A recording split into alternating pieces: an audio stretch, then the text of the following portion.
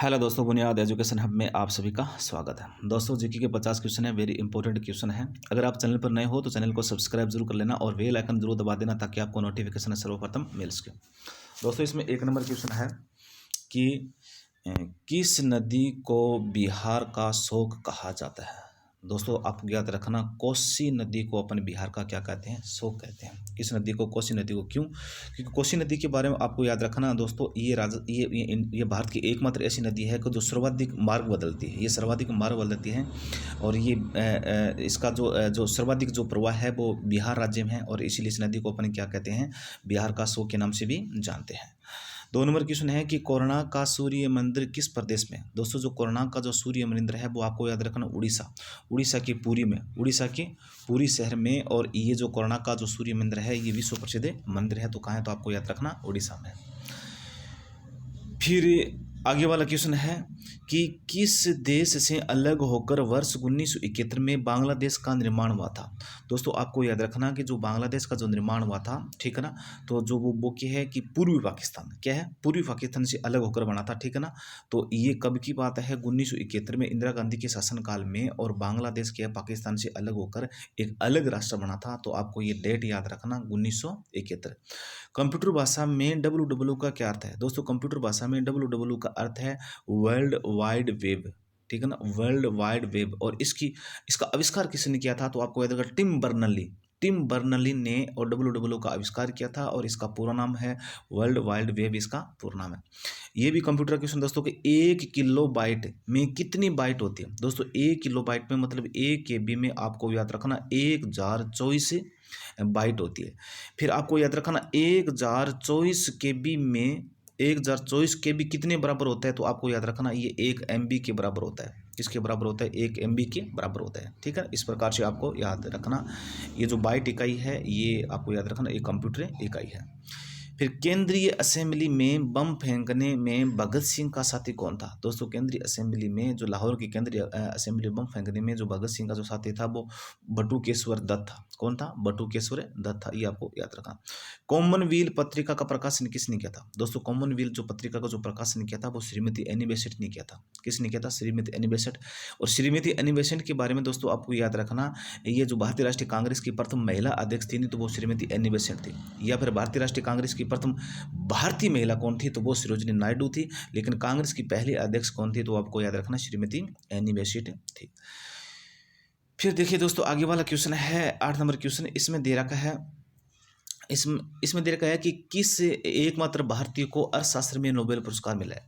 दोस्तों, आपको याद रखना, अर्थशास्त्र में जो सर्वप्रथम किस भारतीय को जो नोबेल पुरस्कार मिला है उसका नाम है अमर्त्य सेन। क्या नाम है? अमर्त्य सेन को सर्वप्रथम और अर्थशास्त्र में क्या मिला था? नोबेल पुरस्कार मिला था। और वैसे दोस्तों, सबसे पहले नोबेल पुरस्कार किससे मिला था? तो आपको याद रखना, रविंद्रनाथ टैगोर को सर्वप्रथम नोबेल पुरस्कार मिला था। कब मिला था? 1913 में मिला था। और किस पुस्तक में मिला था? तो आपको याद रखना, गीतांजलि पुस्तक में मिला था, ठीक है ना। गीतांजलि उसकी रचना है और इस पर रविंद्रनाथ टैगोर को सर्वप्रथम नोबेल पुरस्कार मिला था। यह पहला भारतीय था जिसे सर्वप्रथम नोबेल पुरस्कार मिला था। फिर 9 नंबर क्वेश्चन है कि 1856 में विधवा पुनर्विवाह कानून किसके प्रयासों से बनाया गया था? दोस्तों, ये आपको याद रखना कि जो विधवा जो पुनर्विवाह जो कानून बना था ना, वो 1856 में बना था। अंग्रेजों के शासनकाल में मिला था। 18 सितंबर की क्रांति से एक वर्ष पहले बना था, ठीक है। और वह किस समाज सुधार के प्रयासों से काम हुआ था? तो आपको याद रखना, ईश्वर चंद्र विद्यासागर की और प्रयासों से ये क्या हुआ था, काम शुरू हुआ था। 10 नंबर क्वेश्चन है दोस्तों, इसमें देखा है कि लॉर्ड वेलेस्ली के साथ सबसे पहले सहायक संधि किस राज्य के शासक ने की थी? दोस्तों, जो लॉर्ड वेलेस्ली के साथ है सबसे पहले जो सहायक संधि की थी तो वो आपको याद रखना हैदराबाद के निजाम ने की थी। किसने की थी? हैदराबाद के निजाम ने सबसे पहले और लॉर्ड वेलेस्ली के साथ सहायक संधि की क्या है कि मतलब क्या की, सबसे पहले सहायक संधि की या इसके शुरुआत की थी। फिर आगे वाला क्वेश्चन है दोस्तों, भारत की सर्वाधिक बड़ी जनजाति कौन सी है? दोस्तों, भारत की जो सबसे बड़ी जनजाति है वो गोंड है। ये गोंड जनजाति का निवास कहाँ है? तो आपको याद रखना, मध्य प्रदेश में। और सर्वाधिक जनजाति वाला राज्य कौन सा है? दोस्तों, मध्य प्रदेश सर्वाधिक जनजाति वाला राज्य है, ठीक है ना। और भारत में सर्वाधिक बड़ी जो जनजाति है वो गोंड जनजाति है। ये गोंड जनजाति कहाँ, किस राज्य में सर्वाधिक है? तो आपको याद रखना, ये मध्य प्रदेश में सबसे ज़्यादा है। और वैसे दोस्तों, अगर अपन राजस्थान की बारे में बात करें तो राजस्थान में भील और मीणा, वैसे और भी है, सैरिया भी है, ग्रासिया भी है, ठीक ठीक है ना, कंजर भी है। तो लेकिन राजस्थान के अंदर अगर बात करें ना, राजस्थान के अंदर भील और मीणा, जो भील और मीणा ना, ये क्या है, राजस्थान की मुख्य जनजाति है। भारतीय राष्ट्रीय कांग्रेस की प्रथम महिला अध्यक्ष कौन थी? ये दोस्तों क्वेश्चन वापिस आ गया, मैंने पहले आपको बताया था, ठीक है ना। भारतीय जो राष्ट्रीय कांग्रेस की जो प्रथम महिला अध्यक्ष थी वो श्रीमती एनी बेसेंट थी, ठीक है ना। लेकिन भारतीय राष्ट्रीय कांग्रेस की प्रथम भारतीय महिला कौन थी? तो वो आपको याद रखना, वो थी सरोजिनी नायडू। वो कौन थी? सरोजिनी नायडू भारतीय राष्ट्रीय कांग्रेस की प्रथम भारतीय महिला थी। और भारतीय राष्ट्रीय कांग्रेस की प्रथम महिला अध्यक्ष कौन थी? तो वो दोस्तों आपको याद रखना एनी बेसेंट थी। 13 नंबर क्वेश्चन है, शहीद ए आजम के नाम से कौन जाने जाते हैं? दोस्तों आपको याद रखना, शहीद ए आजम के नाम से आप सभी को पता है भगत सिंह को जानते हैं। किसको जानते हैं? भगत सिंह को शहीद ए आजम के नाम से भी जानते हैं। 14 नंबर क्वेश्चन दोस्तों कि किस योजना के फलस्वरूप भारत का विभाजन हुआ था? दोस्तों भारत का जो विभाजन हुआ था तो वो आपको याद रखना माउंटबेटन योजना के फलस्वरूप हुआ था। किस योजना के फलस्वरूप? तो माउंटबेटन योजना के फलस्वरूप क्या हुआ था? भारत का विभाजन हुआ, ये आपको याद रखना। जनरल डायर, ठीक है ना, जो जलियांवाला हत्याकांड से जुड़ा है, मतलब जिसने जो मुख्य सरगना, जो जलियांवाला बाग हत्याकांड है ना, ये कब हुआ था? आपको याद रखना 13 अप्रैल और 1919 को, और ये पंजाब के अमृतसर शहर में हुआ था जलियांवाला हत्याकांड। और इसका जो मुख्य कर्ता धर्ता था, या जो मुख्य जो योगदान था, वो जो योगदान तो नहीं कह सकते, लेकिन वो कौन था? तो वो जनरल डायर था, ठीक है ना। अब जनरल डायर की हत्या किसने की थी? दोस्तों आपको याद रखना उधम सिंह ने और जनरल डायर की क्या की थी? हत्या की थी। बंगाल का विभाजन कब, मतलब बंगाल का विभाजन कब हुआ था और किसके द्वारा किया गया? दोस्तों बंगाल का विभाजन 1905 में हुआ था। किसके 19 कब हुआ था? 1905 में हुआ था। और किस किस में हुआ था? तो गवर्नर जनरल था लॉर्ड कर्जन। तो आपको याद रखा बंगाल का विभाजन लॉर्ड कर्जन ने किया था। और कब किया था? दोस्तों 1905 में किया था। वेरी इंपॉर्टेंट क्वेश्चन है दोस्तों, बहुत अच्छा क्वेश्चन है। फिर देखिए दोस्तों 17 नंबर क्वेश्चन बहुत अच्छा क्वेश्चन है। अगर दोस्तों चैनल पर नए हो तो चैनल को सब्सक्राइब जरूर कर लेना और बेल आइकन जरूर दबा देना ताकि आपको नोटिफिकेशन सर्वप्रथम मिल सके। फिर 17 नंबर क्वेश्चन है कि प्रथम लोकसभा अध्यक्ष कौन था? दोस्तों प्रथम जो लोकसभा अध्यक्ष था वो जीवी मावलंकर था। कौन था? जीवी मावलंकर प्रथम लोकसभा अध्यक्ष था, ये आपको याद रखना, ठीक है ना। और वर्तमान में वर्तमान में जो लोकसभा के अध्यक्ष कौन है दोस्तों? वो है कोटा के, अपने राजस्थान की कोटा के ओम बिड़ला, ठीक है ना। वर्तमान में लोकसभा के स्पीकर है या लोकसभा के अध्यक्ष है। फिर के संविधान सभा का अस्थायी अध्यक्ष किसे चुना गया था? दोस्तों संविधान सभा का जो अस्थायी अध्यक्ष है ना, वो आपको याद रखना सत्येंद्र सिन्हा को चुना गया था। संविधान सभा का जो अस्थायी अध्यक्ष है वो किसे चुना गया था? तो आपको याद रखना सत्येंद्र सिन्हा को चुना गया था। इसके अलावा दोस्तों संविधान सभा का स्थायी अध्यक्ष किसे चुना गया था? संविधान सभा का जो स्थायी अध्यक्ष है तो वो आपको याद रखना डॉक्टर राजेंद्र प्रसाद को और संविधान सभा का स्थायी अध्यक्ष नियुक्त किया गया था, ठीक है ना। और जो डॉक्टर राजेंद्र प्रसाद के बारे में दोस्तों आप सभी जानते हो, ये भारत के प्रथम राष्ट्रपति है। ये भारत के सर्वाधिक लंबी कार्यकाल या लंबा कार्यकाल तक ये भारत के राष्ट्रपति रहे थे। इसे अजात शत्रु के नाम से भी जानते हैं। फिर देखिए दोस्तों आगे वाला क्वेश्चन है कि कुचिपुड़ी नृत्य शैली मुख्यतः किस राज्य से संबंधित है? दोस्तों वेरी इंपॉर्टेंट क्वेश्चन है, आंध्र प्रदेश से संबंधित है। तो आपको याद रखना कुचिपुड़ी जो नृत्य शैली है ना, कुचिपुड़ी जो नृत्य शैली है मुख्यतः किस राज्य से संबंधित है? तो दोस्तों आपको याद रखना आंध्र प्रदेश से संबंधित है। कौन सा हो जाएगा? आंध्र प्रदेश। कुचिपुड़ी याद रखिएगा, आंध्र प्रदेश। फिर मोहिनी अट्टम नृत्य शैली मुख्य किस राज्य से संबंधित है? तो मोहिनी अट्टम के बारे में दोस्तों आपको याद रखना, ये जो नृत्य शैली है ये केरल राज्य से संबंधित है। किस राज्य से संबंधित है? केरल। मोहिनी अट्टम तो केरल राज्य से संबंधित है नृत्य। और जो कुचिपुड़ी जो नृत्य शैली है तो दोस्तों वो आपको याद रखना आंध्र प्रदेश से संबंधित है। फिर आगे वाला क्वेश्चन है दोस्तों कि भरतनाट्यम नृत्य शैली मुख्यतः जो नृत्य शैली मुख्यतः किस राज्य से संबंधित है? तो दोस्तों आपको याद रखना तमिलनाडु से संबंधित है। भरतनाट्य तमिलनाडु से है। और फिर दोस्तों कथकली किस राज्य का शास्त्रीय नृत्य है? दोस्तों कथकली के बारे में आप याद रखना, ये केरल का मुख्य शास्त्रीय नृत्य है, ठीक है ना। इसके अलावा दोस्तों कथक, ठीक है ना, कथक जो नृत्य शैली है दोस्तों, इसके लिए जो उत्तर प्रदेश का जो लखनऊ घराना उसके लिए प्रसिद्ध है। अगर आप राजस्थान के बारे में बात करें तो राजस्थान का जयपुर घराना इसके लिए प्रसिद्ध है। कथकली और मोहिनी अट्टम जो नृत्य शैली है वो केरल की है, भरतनाट्यम तमिलनाडु की है, कुचिपुड़ी आंध्र प्रदेश की है और कथक है ये आपको याद रखना उत्तर प्रदेश और राजस्थान की नृत्य शैली है।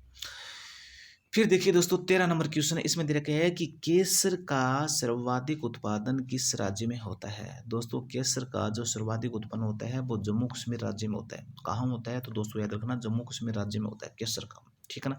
और सेब का सबसे उत्पादन भी कहाँ होता है दोस्तों, वो जम्मू कश्मीर में होता है। भारत में प्रथम बहुउद्देशीय परियोजना का निर्माण किस नदी पर किया गया था दोस्तों, आपको याद रखना उस नदी का नाम है दामोदर नदी, ठीक है ना। इंडियन नेशनल कांग्रेस के प्रथम अध्यक्ष कौन थे, इंडियन नेशनल कांग्रेस के जो प्रथम अध्यक्ष थे वो योमेश चंद्र बनर्जी थे। कौन थे दोस्तों, योमेश चंद्र बनर्जी थे, ठीक है ना, ये आपको याद रखना।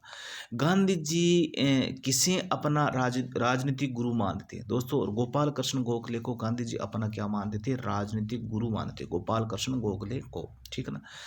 फिर आगे वाला 27 नंबर क्वेश्चन है दोस्तों, इसमें दे रखा है कि अंतर्राष्ट्रीय शांति व सुरक्षा बनाए रखने के लिए जिम्मेदारी और संयुक्त राष्ट्र संघ की किस अंग की है दोस्तों, सुरक्षा परिषद है।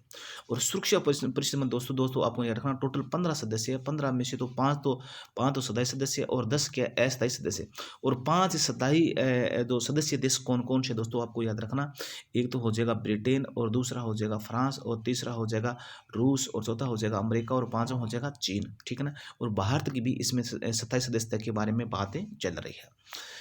फिर देखिए दोस्तों ये जो क्वेश्चन है, हाँ ये जो मतलब 28 नंबर क्वेश्चन है, इसमें दे रखा है कि नोबेल पुरस्कार, ये क्वेश्चन में पहले बताया था मैंने आपको, नोबेल पुरस्कार पाने वाला पहला भारतीय नागरिक कौन था दोस्तों, नोबेल पुरस्कार पाने वाला पहला भारतीय नागरिक रविन्द्रनाथ टैगोर था, ठीक है ना।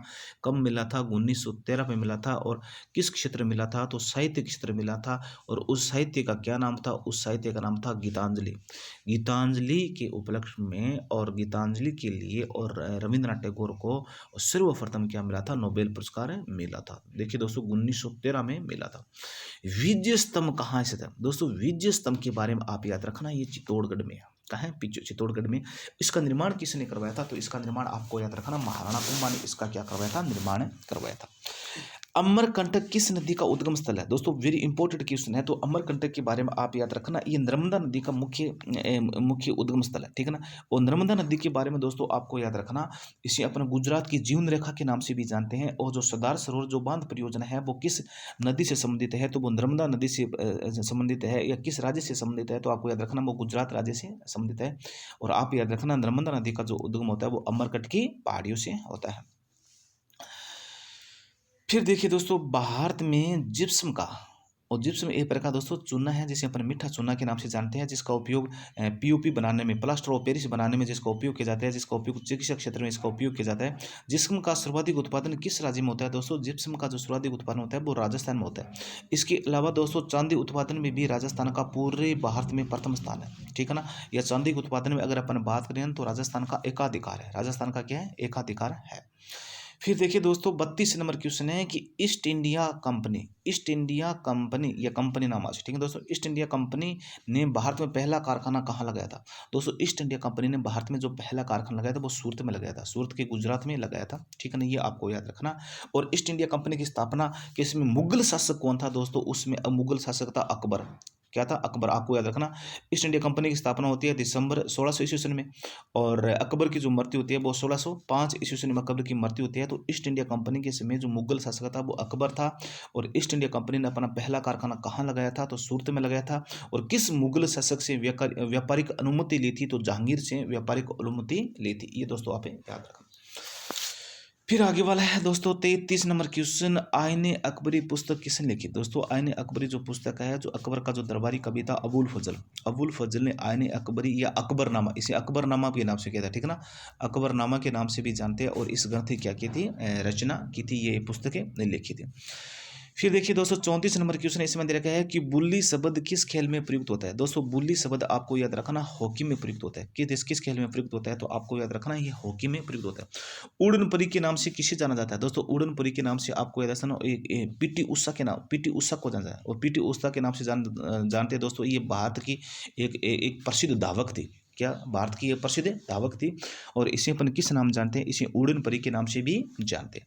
झीलों की नगरी कौन सा शहर है दोस्तों, ये राजस्थान का उदयपुर शहर है, जिसे अपन झीलों की नगरी के नाम से भी जानते हैं। फिर देखिए दोस्तों 37 नंबर क्वेश्चन, ये बार बार आ गया है क्वेश्चन, और मैं कई बार आपको ये करवा चुका हूँ, वेरी इंपॉर्टेंट क्वेश्चन है, और वीडियो अंत तक जरूर देखना दोस्तों, वेरी इंपॉर्टेंट क्वेश्चन है। फिर 27 नंबर क्वेश्चन है कि आर्य समाज की स्थापना कब और कहाँ की गई। दोस्तों आर्य समाज की जो स्थापना है तो आपको याद रखना मुंबई में की गई थी। कहाँ की गई थी? मुंबई में की गई थी। कब की गई थी? 1875 में की गई थी। ये आपको याद रखना, वेरी इंपॉर्टेंट क्वेश्चन है, ठीक है ना। और आर्य समाज की स्थापना मुंबई में की गई थी, 1875 में की गई थी। और इसका मुख्यालय कहाँ है, इसका हेडक्वार्टर क्या है? इसका हेडक्वार्टर आपको याद रखना दोस्तों लाहौर में है। और इसकी स्थापना किसने की थी दोस्तों? आपको याद रखना स्वामी दयानंद सरस्वती ने इसकी स्थापना की थी। शुद्ध आंदोलन किसने चलाया था? तो स्वामी दयानंद सरस्वती ने चलाया था दोस्तों, ये आपको याद रखना। फिर देखिए दोस्तों 38 नंबर क्वेश्चन है, वेरी इंपॉर्टेंट क्वेश्चन है, सबसे प्राचीन वेद कौन सा है? तो ऋग्वेद है। या दोस्तों आपसे पूछ लीजिए कि सबसे प्राचीन रचना कौन सी है? सबसे प्राचीन रचना कौन सी है?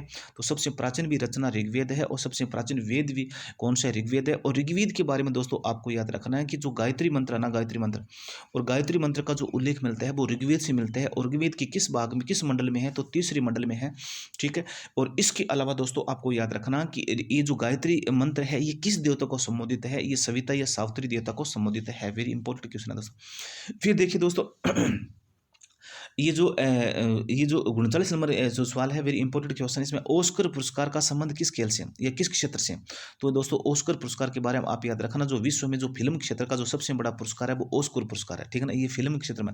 लेकिन दोस्तों अगर अपन भारत के बारे में बात करें तो भारत में और फिल्म क्षेत्र का, ये फिल्म का सबसे बड़ा पुरस्कार कौन सा है? तो आपको सभी को पता है, दादा साहब फाल्के। दादा साहब फाल्के ये भारत में फिल्म के क्षेत्र का सबसे बड़ा पुरस्कार है। पटना का प्राचीन नाम क्या है दोस्तों? पटना का जो प्राचीन नाम है दोस्तों पाटलिपुत्र है।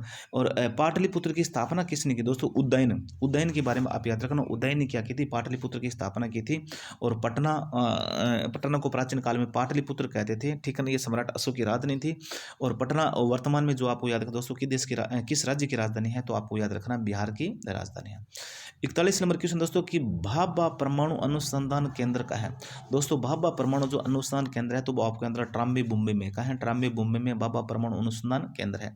सन 1928 में बारदोली, सन 1928 में बारदोली, ठीक है ना, बारदोली आंदोलन का नेतृत्व जो किसने किया था? दोस्तों आपको याद है सरदार पटेल ने किया था, ठीक है ना। 1928 में जो बारदोली जो गुजरात में जो आंदोलन हुआ था उसका नेतृत्व किसने किया था? दोस्तों सरदार पटेल ने किया था। और जो वल्लभ भाई पटेल को जो सरदार की जो उपाधि मिली है वह बारदोली की महिलाओं ने दिया था। बारदोली की महिलाओं ने सरदार वल्लभ पटेल को सरदार की उपाधि दी। खालसा पंथ की स्थापना किसने की? दोस्तों खालसा पंथ की स्थापना जो सिखों के अंतिम गुरु थे, जो 10वें गुरु थे, गुरु गोविंद सिंह ने क्या की थी? खालसा पंथ की क्या की थी? स्थापना की थी। Very important question. फिर देखिए दोस्तों जो ये 34 नंबर क्वेश्चन नहीं, ये 44 नंबर क्वेश्चन है, बहुत अच्छा क्वेश्चन है।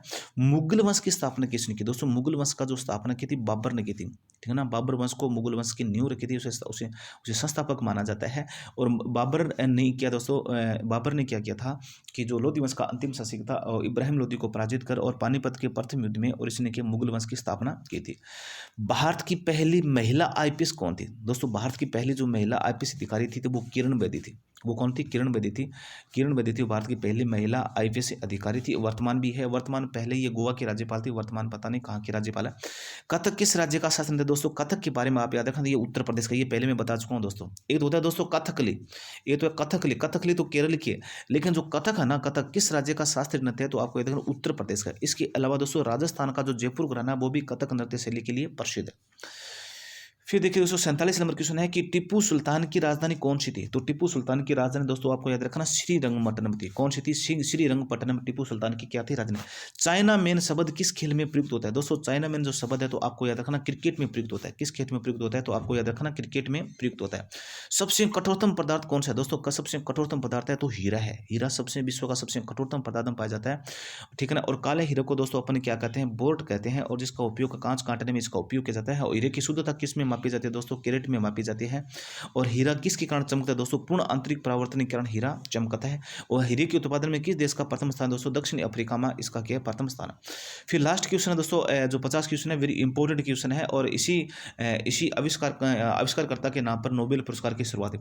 डायनामाइट का आविष्कार किसने किया था? दोस्तों डायनामाइट एक विस्फोटक पदार्थ है। डायनामाइट के एक विस्फोटक पदार्थ है और इसका जो आविष्कार किया था वो अल्फ्रेड नोबेल ने किया था। किसने किया था? अल्फ्रेड नोबेल ने डायनामाइट का आविष्कार किया था। और इसके अलावा दोस्तों आप याद रखना इसी अल्फ्रेड नोबेल के नाम पर और नोबेल पुरस्कार की शुरुआत हुई थी। कब हुई थी? 1901 में हुई थी। और किस देश ने की थी? वो कहाँ का था? स्वीडन देश ने शुरुआत की थी। ये देखिए दोस्तों अपने 50 क्वेश्चन जो कंप्लीट हो गए और वेरी इंपॉर्टेंट थे। और अपने दोस्तों को ज़्यादा से ज़्यादा शेयर कर